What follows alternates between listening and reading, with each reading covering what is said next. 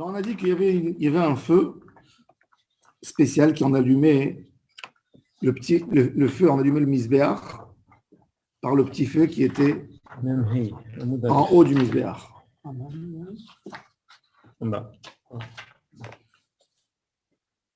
L'imed à la tzatat, regardez au milieu des lignes larges.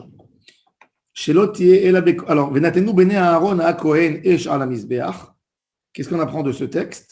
L'imed à la tzatat alita, le feu principal qu'on allumait avec le grand feu du misbéach, chez l'autre et la Kohen kacher. Un Kohen kacher à la avoda, ça veut dire pas un Baal Moum, un Kohen qui n'est pas tamé, évidemment, et qui est kacher à la avoda, ou bekli sharet, c'est-à-dire avec des habits de keuna.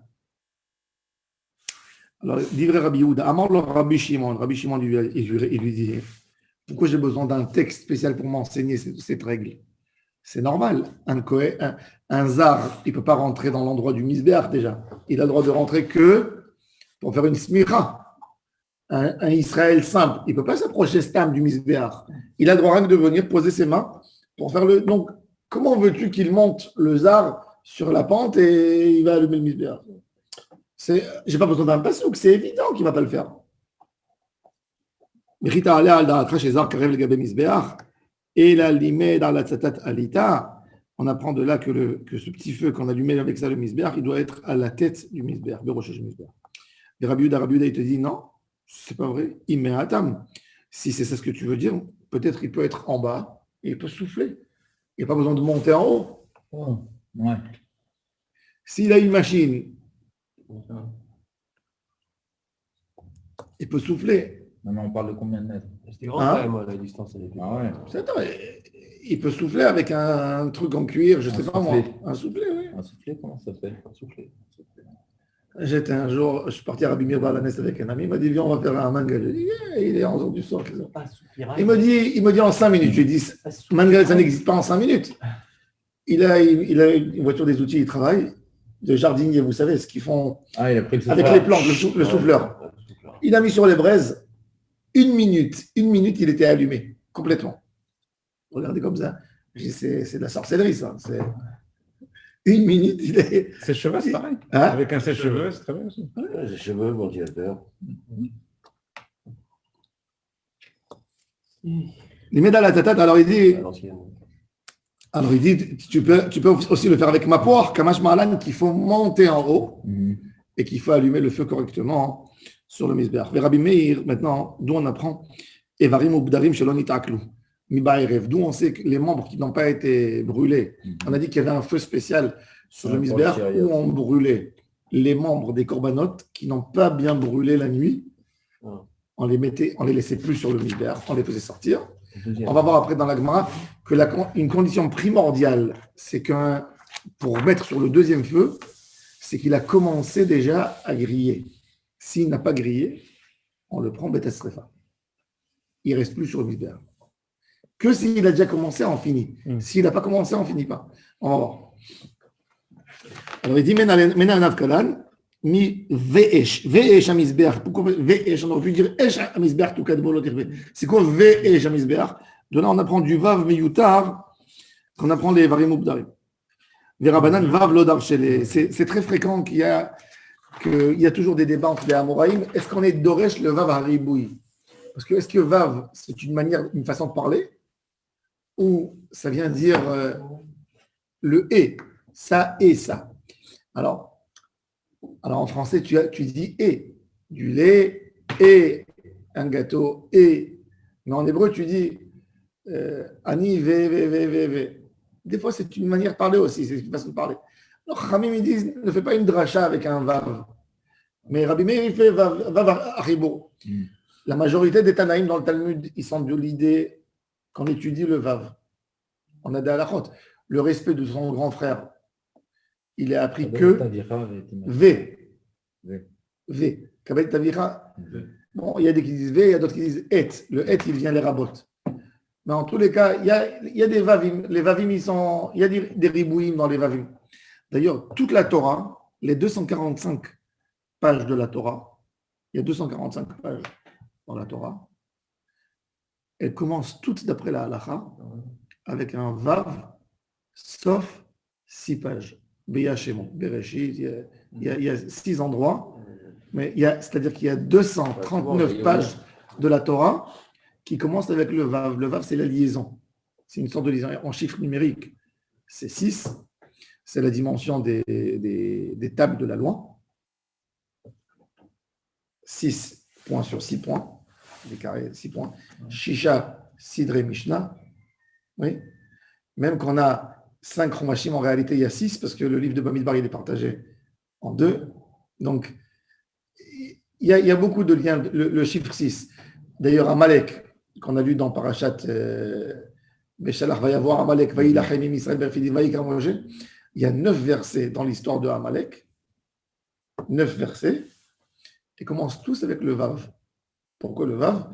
Amalek, il a voulu casser la liaison entre Am Israël et Akadosh Baruch, parce que lui aussi, c'est un petit-fils d'Abraham, Amalek.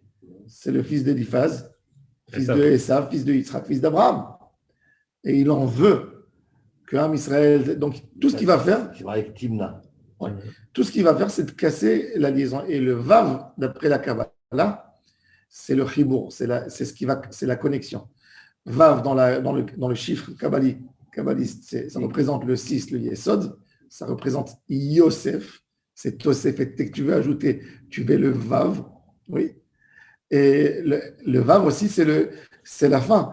La dernière, le point, le bas du Vav avant la Malchut, c'est le robinet, la fin du robinet. En fait, il y a un robinet, il y a une connexion entre les 3 premières sphères. Il y a une forme de Vav qui est une forme de tuyau et qui donne en bas. Et c'est quoi ce tuyau? Il finit par le Yesod, qui est la Brit Mila, qui amène les enfants dans le monde. Le monde. Et de là-bas, ça descend à la Malchut, l'abondance. Donc, le lien du Vav, c'est très important. Alors, Rabbi Meir, vous voyez, il fait un Vav. Que du Vav, il fait toute une dracha. Chachamim, par rapport à ici, Vav Lodarish. Parce qu'il te dit, Ve Shamisber, c'est pas qu'il n'est pas d'Oresh dans toute la Torah. Ici, Lomashma Aleu. Parce que Vav Lodar, ici, que dans cet endroit, c'est pas qu'ils ne sont pas d'orchim l'idée du Vav. Le Vav, bien sûr qu'on est d'Oresh, dans beaucoup d'endroits. Mais ici, ils te disent non, ils te disent chaque endroit, ça dépend. Parce qu'ici, c'est écrit Ve Shamisber Toukat, donc comme il a déjà parlé d'un sujet, alors il te dit, sache que le feu, Toukat Bolot Irve. Virabanan Evarim Ubdarim, Shelon Takilum Barev. Maya Aviv Selon Rabbi Meir Baalane, s'il y a un feu spécial pour ses membres qui n'ont pas brûlé, et pour Chachamim qui n'a que 3 feux, qu'est-ce qu'ils font avec ces... Le matin, ils montent le Kohen, il enlève la cendre et il voit des membres qui n'ont pas grillé. Qu'est-ce qu'il fait avec pour Chachamim? Selon Chachamim, il les enlève, il nettoie, il les secoue, il a une petite brosse, il nettoie, il les pose sur un étalage, il nettoie toute la cendre, il remet le feu et il les repose sur le feu. Sur un autre feu. Non, sur le grand feu. La marachek de là. Mais à dire où les marachek de la détagne. Regarde, il y a une baraïta. C'est un débat. Vous n'avez pas dit qu'ils amenaient ça dans une chambre. Ah, ça c'est. Non, Ça c'est ceux qui leur temps est passé, que leur temps limite est passé. D'accord. Stéphane, on a expliqué hier qu'il y a des corbanotes que leur temps limite, c'est 2 jours par exemple, ou 1 jour. Donc ceux-là, s'ils ont été la nuit, ils n'ont pas brûlé. De toute façon, ils doivent être brûlés d'un digne de notar. Tu n'as pas le droit de laisser un corban qu'il est arrivé à terme, parce que chaque corban, il est limité avec le temps. Donc, il fallait le faire sortir dehors. Il y avait une chambre spéciale où on les brûlait, mais plus sur le misbéach. Du moment, il faut savoir que le corban, il est déjà valable. Il faut savoir, parce qu'on aura besoin de cette connaissance après. Le corban, il est déjà valable du moment où on a aspergé le sang. C'est le icar du corban qui a été fait là. J'ai mis le sang sur les cornes du misbéach, dans les coins. J'ai déjà fait la mitzvah principale. Après, je l'ai fait monter. C'est un autre avantage. Il a brûlé plus, il a brûlé moins. C'est pas grave. Par rapport à l'homme, il a été pardonné. Mais vadaï qu'un homme, dans l'idée, c'est comme si tu dis, j'ai honoré quelqu'un, je fais une assiette. Il est venu chez moi à la maison, j'ai fait une assiette. Toi, qu'est-ce que tu te dis? Tu dis, moi, j'ai fait le geste. Maintenant, la personne, il est venu, il a dit, merci beaucoup, je suis très, très honoré. Mais j'ai une prise de sang plus tard, je ne peux pas. Moi, j'ai honoré. Maintenant, ça, c'est un type. Il y a un autre qui dit, ah, c'est gentil. Je ne mange pas normalement, mais je vais goûter. Je suis vraiment touché de ce. Il goûte. Il y en a un autre, il a tout mangé maintenant. Qui fait plus de Qui kavod? sait? On ne sait pas. Mais si te dit il a tout mangé, c'est Khalil, tu es content. Ouais. Mais encore une fois, tout a été pardonné, il faut le savoir. Mais c'est des niveaux de Ritsui. Alors, Rabbanan, la dernière ligne. Mais Ader Léou les Maracha Gedola Detania. מניין העברים מוגדרים שלא נתעקלוש בערב, שסודרן על גבי המזבח. ואם אין מחזיקן, s'il y en a beaucoup, il y en a tellement qui restent, il les met même sur la pente, sur une partie de la pente, jusqu'au moment où il arrange, il prépare, parce qu'il ne fallait pas les accumuler comme de la viande, comme ça, jetée. Il fallait bien les poser proprement. Et il prépare le feu. C'est-à-dire, imaginez-vous, si l'espace du Misbéach, elle fait 200 mètres carrés, vous imaginez des fois combien de viande il y avait? Il n'y avait pas de place pour mettre. Il n'y avait pas de place pour mettre sur le Misbéach. Il fallait descendre sur la pente. Sodran al-Gabé à Kevesh ou al-Gabé Sovev, Achia Asema Gedra Sodran. Talmud Lomar. Asher tochal ha'esh et ha'ola ala mizbeach. Donc il apprend de Asher tochal ha'esh et ha'ola ala mizbeach. Il nous parle on enlève la tomate à déchets et ensuite on les remet. Et quand ils n'ont pas eu le temps le mizbeach, il n'a pas eu le temps de les digérer, on appelle ça les hakelotam. Rabbi Meir, il te dit Rikoulé ola et mahzir. Vi et mahzir, rikoulé ketoret. Pour Abmir Balanes, ce chidouche, alors il dit voilà, il y a ici un texte clair qui nous dit qu'il faut remettre sur le misbéach le feu. Les membres, il faut les remettre. Alors, maintenant, mais c'est pour Abimir, il avait prévu un feu spécial. Chachamim, ils te disent non, c'est le grand feu. Qu'est-ce qu'il fait Abimir avec ce texte? Pour lui, il avait déjà appris un autre texte qu'il fallait faire un feu. Alors, ce texte, il est inutile pour Rabbi Meir Balanes. Qu'est-ce qu'il fait avec? Il te dit un chidouche. Il te dit le chidouche, c'est quoi? C'est que dans l'encensoir qu'il y avait, quand le Kohen, on a dit, on broyait les parfums et on les mettait Le Kohen, il a mis, avec son poignet, il a mal versé les encens sur l'encensoir. Il a mis le feu et les braises ont été mal, ça a mal attrapé et il est resté à côté. Une petite aréma. Une aréma d'encens. Ouais. Maintenant, est-ce que j'ai le droit de prendre et de remettre? Non. Ouais. Il te dit, tu ramasses, tu enlèves, il ne faut plus remettre. Tu mets du nouveau. Qu'est-ce que tu en fais? Tu mets ça dans la gnisa pour que les gens ne marchent pas là-dessus. Ça s'appelle Kodesh. Pour ne pas qu'on fasse un bisayon dessus. Ouais. Ça allait en gnisa. Il faisait un trou dans la terre et il l'enterrait. Les quantités, elles sont astronomiques. Non, l'encensoir, il y avait peu. Et quelle surface il faisait, l'encensoir? Non, l'encensoir tout petit. L'encensoir, il faisait un demi-mètre carré. C'est un beau monument en or où on mettait un poignet.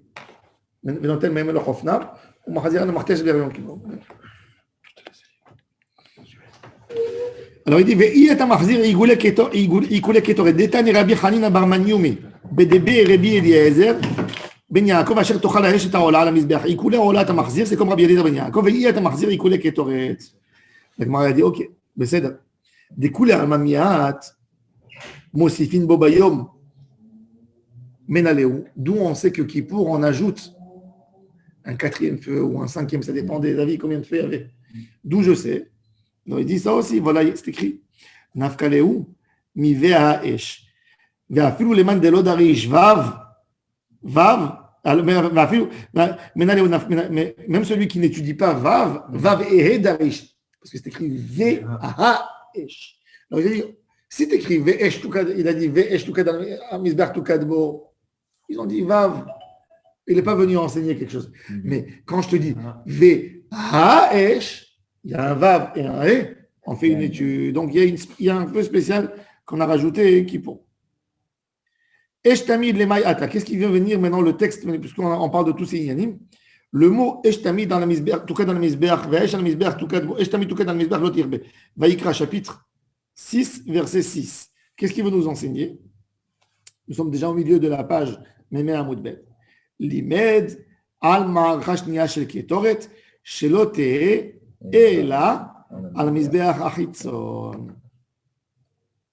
Le feu de la Ketoret, elle doit toujours arriver de l'extérieur et pas de l'intérieur. C'est-à-dire, jamais le Kohen aurait le droit d'allumer un feu à l'intérieur. Toujours, il est obligé de prendre une poêle de l'extérieur et de la ramener et de la mettre à l'intérieur. Tu ne peux pas jamais allumer du feu normal à l'intérieur.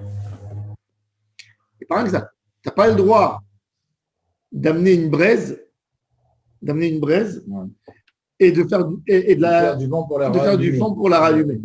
Il faut qu'elle arrive en feu, qu'il la pose directement et que ça commence. Ça devait être très rapide, tous ces ignanis. Et pour quelle raison ça? Pour quelle raison? Parce que c'est le Esh, on va voir tout de suite. Elle va dire que c'est un Esh de l'Ifnei Hashem. On va voir tout de suite. Regardez.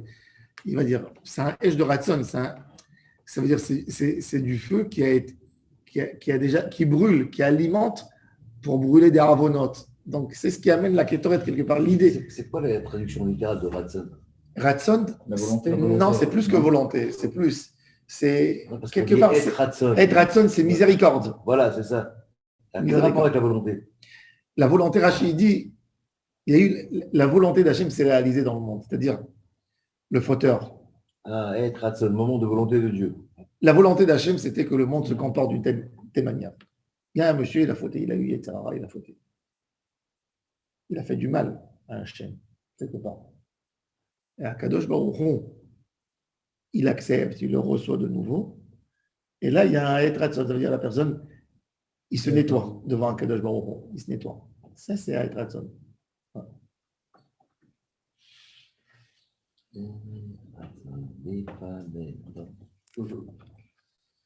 Oui. Alors il dit, Limed al Ma'aracha Shniya shel Ketoret, shelo te'eh ela. Et j'ai oublié de vous dire quelque chose. En fait, toutes ces idées, vous voyez ici on voit quelque chose d'extraordinaire. On voit une liaison particulière entre l'encensoir et le misbéach. C'est-à-dire, on te dit que dans cet encensoir, tu ne peux pas l'allumer. Il n'est pas indépendant quelque part. Ça veut dire, on fait tout pour lui enlever son indépendance. Ce n'est pas une mitzvah en soi. Il a besoin d'être alimenté par le feu du misbéach Haritzon. Tu ne peux pas prendre une braise. Il faut prendre le feu et l'amener en feu et poser. C'est-à-dire que ce misbéach, en réalité, il n'a pas une identité. Il n'a pas un travail en soi. Il faut mettre les encens. La kétoret, c'est très pur, c'est très élevé qui pour. La plus grande kétoret, c'est à l'intérieur, mais il y a un travail, mais il est lié. C'est pour ça, ça répond à la question du Radak. Le Radak, il pose une question extraordinaire. Il dit pourquoi la Torah, elle a changé la définition du. À la base, quand Moïse il a donné l'ordre à Betzalel de construire le tabernacle, il appelle l'encensoir Miktar, qui est encensoir. Un encensoir. Mais après, dans la Torah, ça s'appelle Misbéach, quand on parle de Hazaat Adam. Il n'y a pas de Misbéach. Misbéach, ça veut dire sacrifice. Quel sacrifice tu mets là-dedans? C'est en or, tu mets que des encens. Alors le Radak, il a dit que je mets le sang sur le côté, le sang de Saïrim Kippourim et du par de Kippour, un peu sur le Misbéach Hazav. Alors il dit, il y a quelque chose de zévar dedans. Bon, ça s'appelle Misbéach pour un jour dans l'année. Mais l'idée plus profonde encore, c'est que c'est ce lien particulier qu'il y a entre Misbéach, le Misbéach qui est à l'extérieur et le Misbéach de l'intérieur, que le feu il est alimenté. Donc en fait, quelque part, lui, le Misbéach qui est à l'intérieur, disons que c'est un gadget, c'est un accessoire de qui? Du misbéach qui est à l'extérieur. Le misbéach qui est à l'extérieur, quand on amène les corbanotes, il a besoin du misbéach qui est à l'intérieur pour finir le process de la kapara. C'est pour ça qu'il s'appelle misbéach. Et toute la zouga, on voit ça. Excusez-moi, même si c'est une question bête que je veux comprendre, Le misber de l'encens, il est où par rapport au misber de la viande?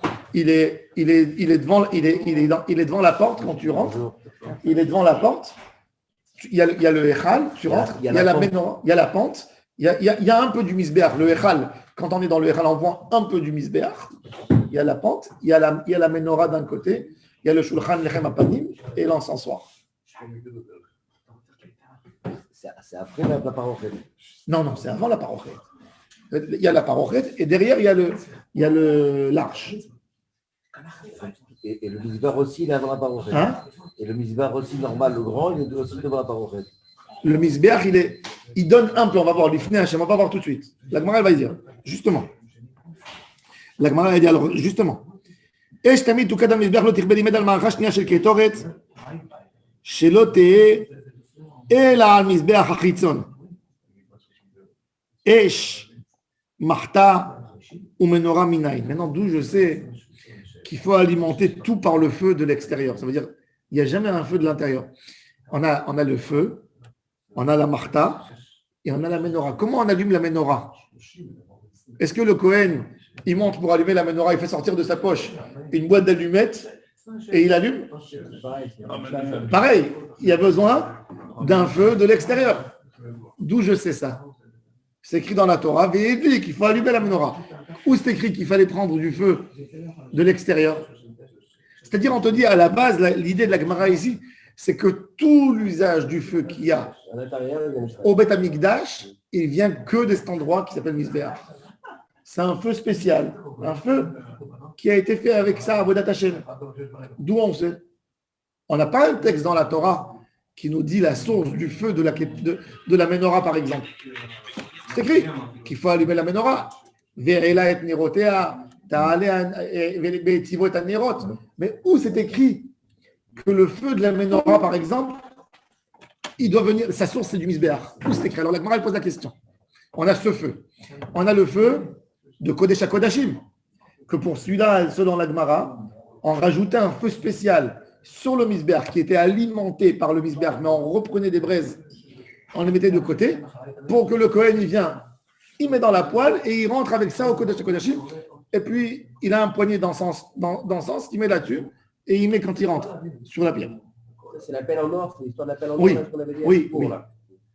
Il y a deux. Il y a l'encensoir, il y a un travail sur l'encensoir, et il y a un second travail sur la poêle qui rentrait au Beth Amikdash, au Kodesh HaKodashim. Il mettait, il faisait une prière et il sortait. Et après, il re-rentrait pour la récupérer. Et il la faisait sortir. Et il allait en arrière. Il ne donnait pas le dos. Alors justement, alors il nous dit Esh, Marta, ou Menorah, Minayin. Alors il dit Vedin, Hu. Din Hu, c'est un Kelvachomer. Nemra Esh, Baketoret. Non, c'est pas un Kelvachomer, pardon. Vedin Hu, c'est un Bame Matzinu. On va voir tout de suite c'est quoi Bame Matzinu. Vedin Hu.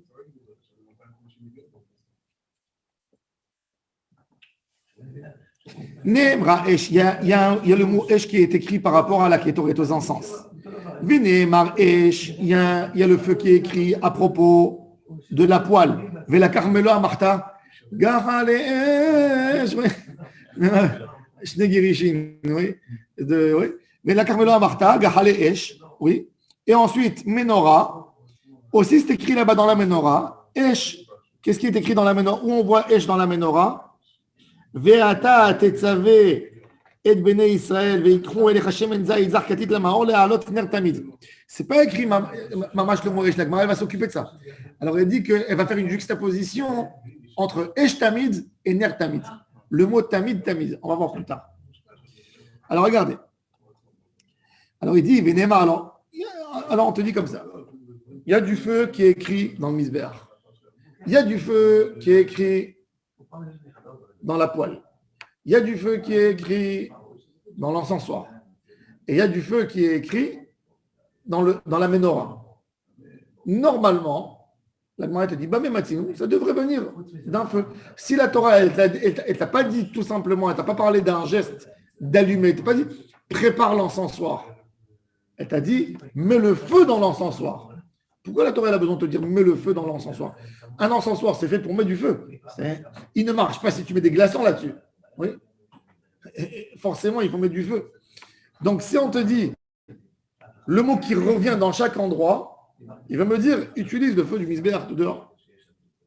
Autrement, pourquoi il revient? C'est une étude qui s'appelle dans le langage de la Gemara, Bamé Matinu. On a trouvé un point ici. C'est logique et c'est normal. Si la Torah, elle te met le point, elle te dit, il faut mettre du feu, il faut allumer le feu, il faut le feu. C'est des outils qu'on a besoin du feu. Il suffirait de dire, il faut les allumer, il faut les préparer. Pourquoi tu me dis le feu? Ah, il y a un Bamé Matinu. Alors, il nous dit comme ça. Neymar, Eshba Ketoret, Neymar, Eshba Marta. Ou Menorah, c'est quoi? Malé Alan al Misbeach Hachitzon, Afkan al Misbeach Hachitzon. Il te dit,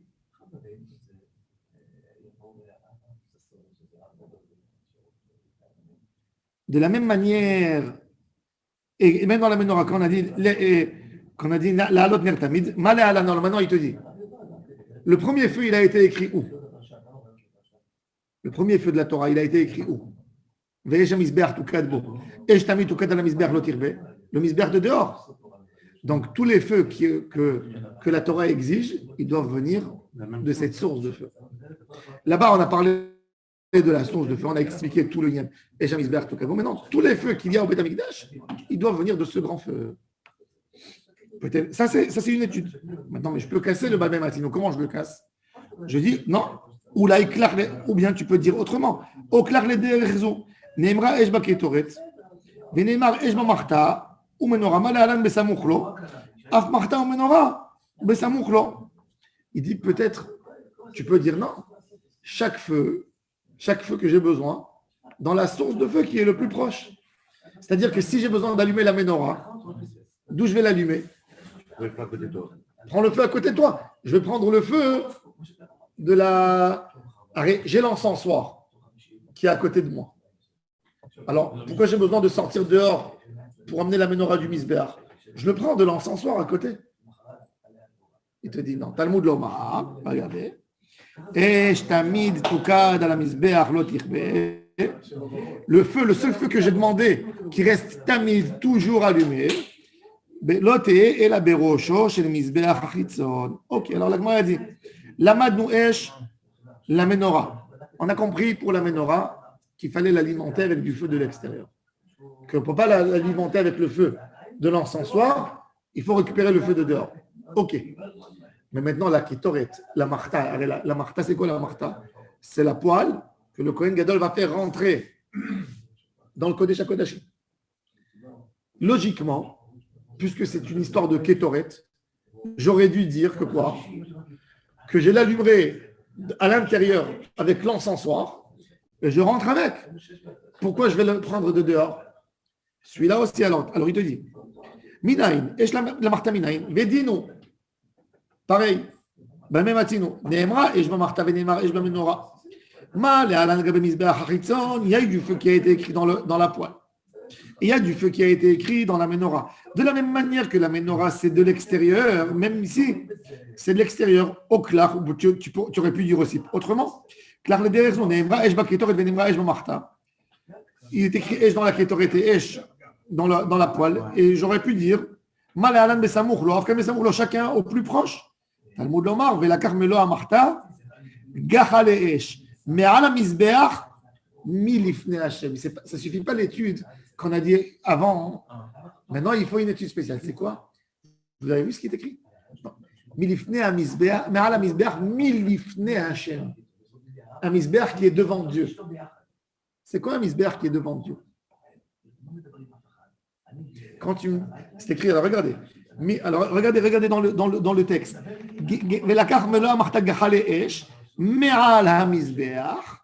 Et qu'est-ce qu'il dit encore après le texte? Milifne Hashem. Ça veut dire, on a le mot Me'al HaMizbeach, mais on a le mot Milifne Hashem. Le misbéach Hazav, il est entièrement Lifne Hashem. Pourquoi? Parce qu'il est dans le Echal. Il y a la parochet Derrière la parochet, il y a l'arche. Donc, il est entièrement l'ifné Hachem. Mais quand je te dis qu'il faut aller récupérer du misbéach, mais dans la partie du misbéach qui est mis l'ifné Hachem, forcément, c'est le misbéach de dehors.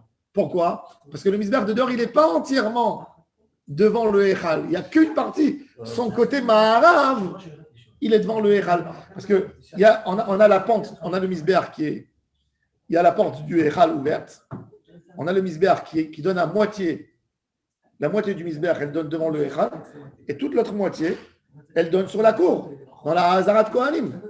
Donc il y a la pente, on monte comme ça, du misbéach, on monte du Mizrach, on arrive au Maharav. C'est-à-dire qu'on a quoi? On n'a qu'une partie, la moitié du misbéach, la moitié du misbéach qui arrive devant le Echal. Donc le Milifné Hachem, forcément, on peut expliquer Milifné Hachem uniquement sur un misbéach de l'extérieur. Parce que tu dis Mea à la misbéach, Milifné Hachem, tandis que si je parlerais du misbéach Hazav, il est entièrement Milifné Hachem. Tu n'as pas besoin de dire Mea à la misbéach Milifné. Milifné, c'est-à-dire de la partie qui est Lifné Hachem.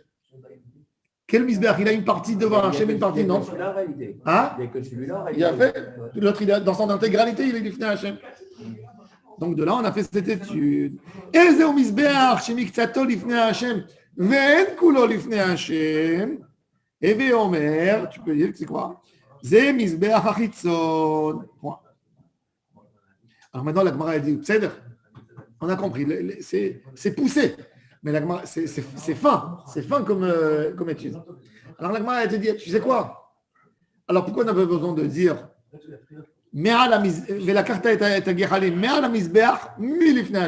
pourquoi j'ai besoin de deux définitions? Donne-moi que le texte il soit plus intelligent. Et il me dit très simple, de misbéach de dehors, pourquoi j'ai besoin que ça vienne d'une étude poussée, comme ça que je te dis, Mea la misbéach, Milifné Hachem. Dis, mais misbéach hachitzon, mais misbéach hanechoshet. Pourquoi tu as besoin de faire ça? Qu'est-ce qui vient? Le texte, pourquoi il est venu comme ça, d'une manière indirecte pour m'enseigner? C'est quoi? Je te dis, j'ai besoin d'écrire Mea la misbéach, et j'ai besoin d'écrire Milifné Hachem. Pourquoi? Si la Torah aurait écrit que Mea la misbéach sans écrire Milifné Hachem, j'aurais dû dire, c'est quoi misbéach? Misbéach penimi. Alors j'ai dit Milifné Hachem, c'est uniquement devant la porte. Donc c'est le misbéach de l'extérieur. Si c'est écrit Milifné Hachem, mais ce n'est pas écrit Mea la misbéach, Ava Amina Davka, Milifné Hachem, Aval. Mehai Gisa. Il y a deux fois aval.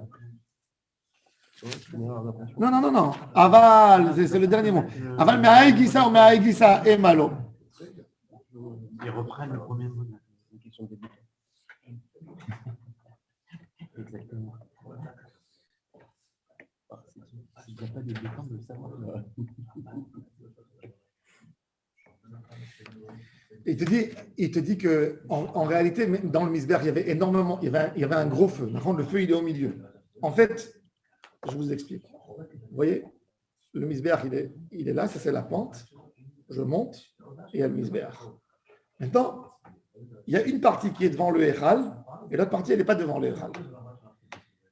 D'où je peux prendre, si j'ai pris que de ce coin, non, si j'ai pris de ce coin et pas de ce coin, c'est Hachem ou c'est pas ça? J'aurais dit Milifné Hachem, c'est uniquement ce qui est en face, c'est le dernier coin. Uniquement. Il te dit non, Milifné Hachem, c'est toute la partie, c'est là et en arrière.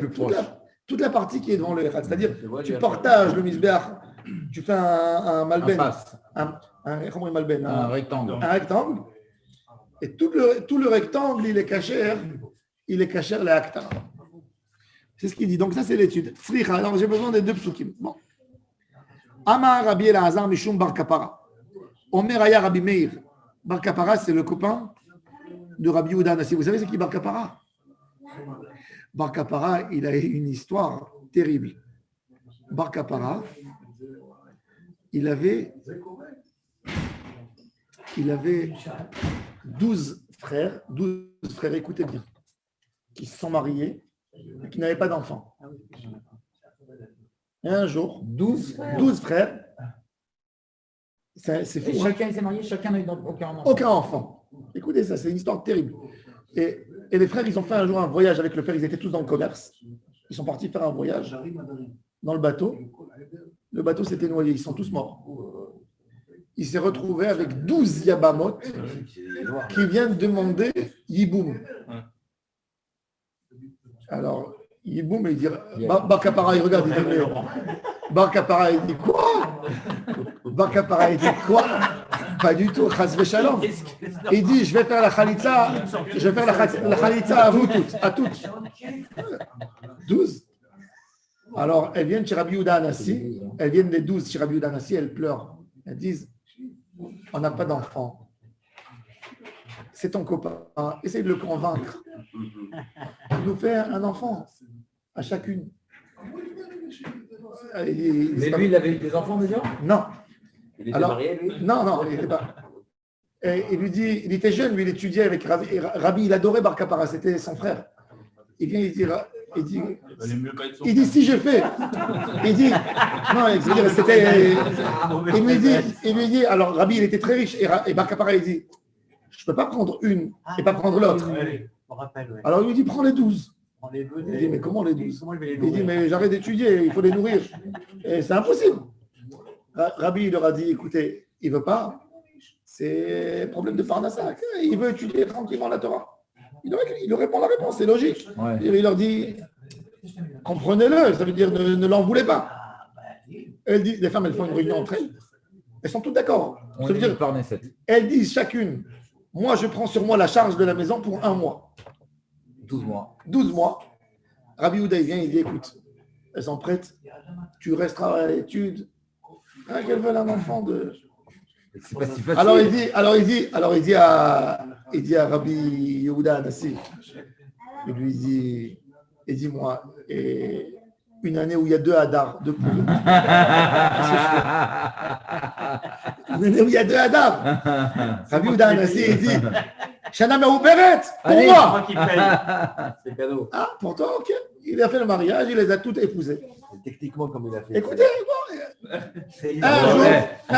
écoutez, un jour, à Rosh Chodesh Adar, Rabbi Yehuda Anassi, il est à la maison, il tape à la porte. Il ouvre la porte, il voit 12 femmes avec 33 enfants. Chaque année, elle a eu un enfant. Et il a regardé, il était heureux de cette liaison qu'il a fait. Bar Kapara, il a eu 33 enfants. Et ils ont dit, Rabbi, maintenant tu dois nous nourrir, c'est une Jana Mehouberet. Chaque année, ils ont eu une. Jusqu'à ce que tu arrives à l'année Mehouberet. L'année Mehouberet, il y a eu 3 ans. Non, mais le hibou, c'est une fois, c'est pas. Non, mais ils sont restés, ils voulaient rester avec lui. Et il est resté marié avec 12 femmes. 12 femmes, et ils ont eu 33 enfants. Et ils sont venus chez Rabbi. Bar Kapara. Shimon Bar ils sont restés et ils sont venus. Et Rabbi Yehuda Anassi, il les a nourris pendant tout le mois. Il leur a dit chaque fois qu'il y a Shana Mehouberet, c'est pour moi. Ça, c'est l'histoire de Bar Kapara. Et c'est celui-là qui est mentionné, justement, Bar Kapara.